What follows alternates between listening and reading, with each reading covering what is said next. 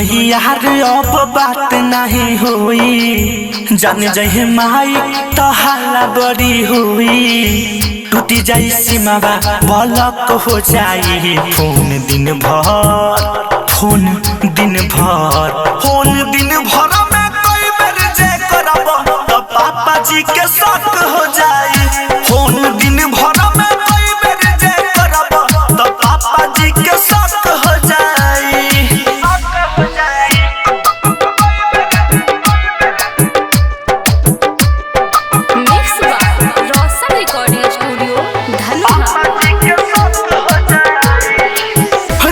आजादी तो लेला मन भर हो, बतिया के मानो अब कर तू सबर हो।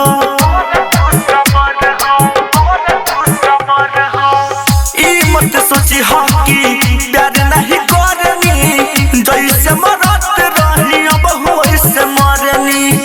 तनिका तो इज्जत के कर ख्याल हो, तनिका में गलती हो जाई बवाल हो।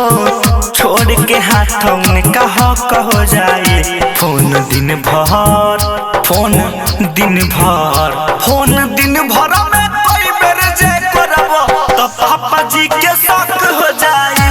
फोन दिन भर में कोई बेर जे करब तो पापा जी के शक हो जाए।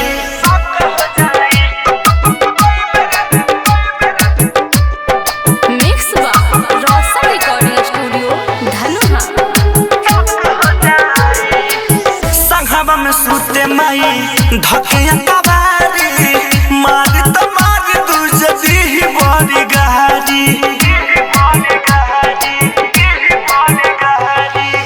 बाप माई से बड़ा प्यार नहीं बावे, सच कही तोहरे याद हमरो के सतावे।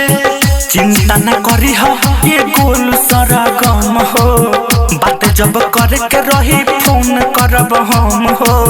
यूटीआर छोटू गलत हो जाई फोन दिन भर, फोन दिन भर, फोन दिन भर में कोई बेर जे करब तो पापा जी के शक हो जाई।